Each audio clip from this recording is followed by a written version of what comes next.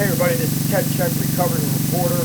Here's a headline. The Associated Press says buyouts and some layoffs are ahead as it seeks to cut its workforce by 8%. Oh boy. So the bloodletting continues. I have been one of those, I'm not saying I'm the only one by any stretch, but one of those who have tried to follow this closely, the layoffs that have occurred, and it's I talk about it in my book, Saving the Beast, the recovering reporter reflects on America's broken media and how to fix it. It's the fallout from the American media, the mainstream media, damaging its credibility with the American public. Part of the fallout is that they are hemorrhaging viewers and readership, which then translates to layoffs, which then translates to the product suffering, and then it just keeps going around and around and around and around.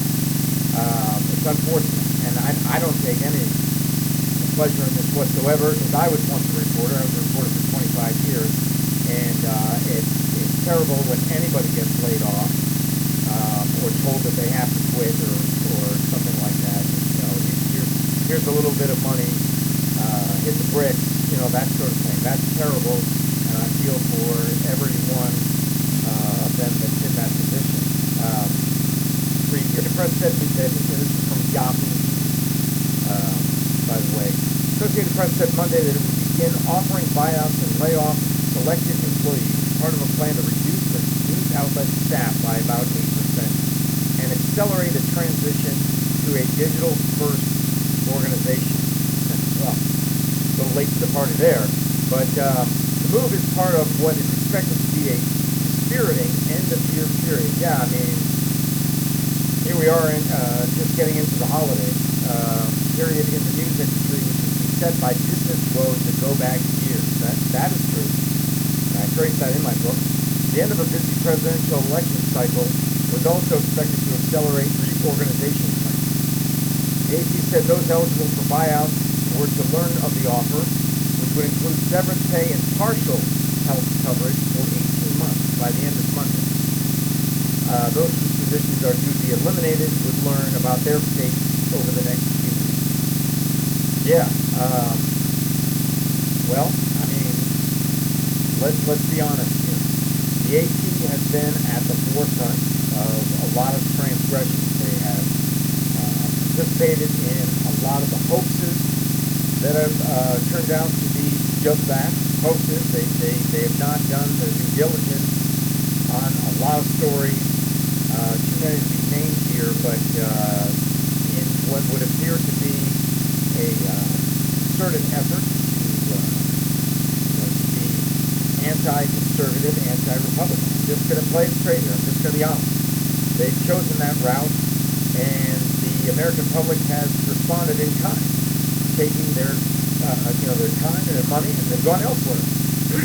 Where have they gone? They've gone to independent and citizen journalists. That's where they've gone. They're just, they're just hemorrhaging. People don't want to read that sort of thing. People don't want to be told what and how to think. People don't want to be told that, hey, you know what? You don't have the critical thinking necessary, so we're going to tell you. Like I said, how and what to think. That's insulting. It's insulting to the American public. The AP, which prides itself on being an unbiased news source, I don't think they can say that honestly anymore.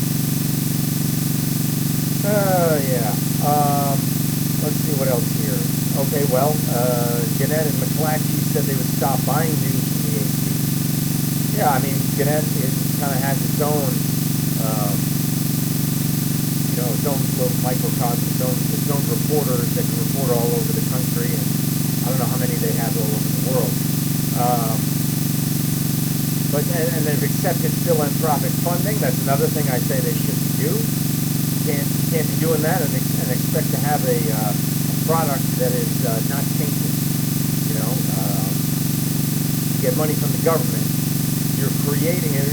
And I'm not saying they're getting it from the government, but wherever you're getting it from, whatever source you're getting it from, you're at the very least you're creating the appearance of some type of incident, whether it's true or not. You don't even want to. You don't even want to have that question. Yeah. So this is. But I would. You know.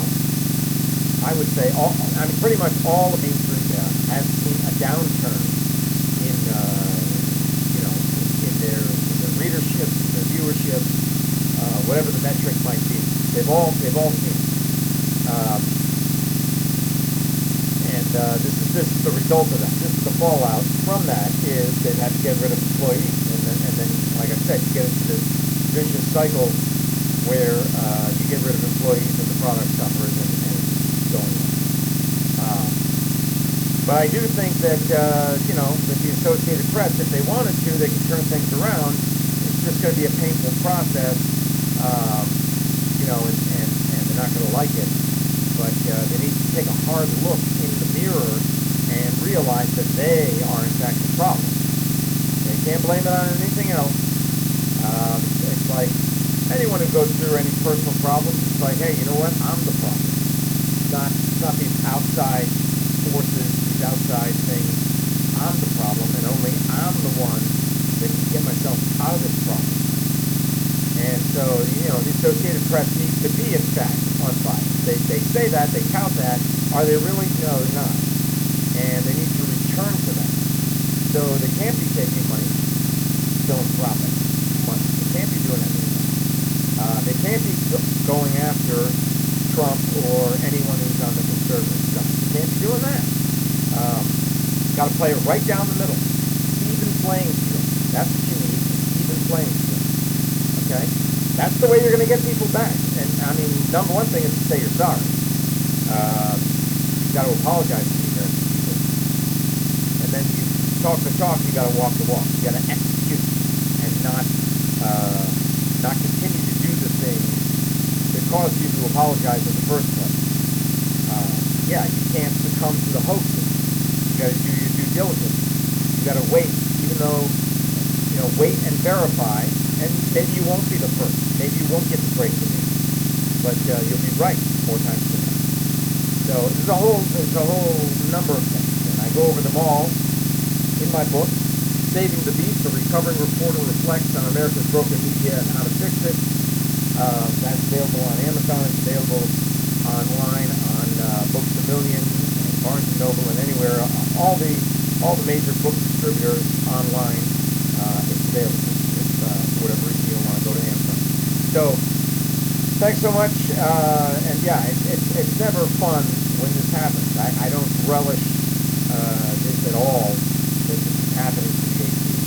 You know, just because a lot of what they've done is not true journalism. Nobody, you know, everybody's got to have a place to live. Everybody's got to have a place to work. You know what I'm saying? So it's terrible when anybody loses their job. So hopefully the AP can turn things around. I really do hope so. Let me know your thoughts, and I will talk to you later.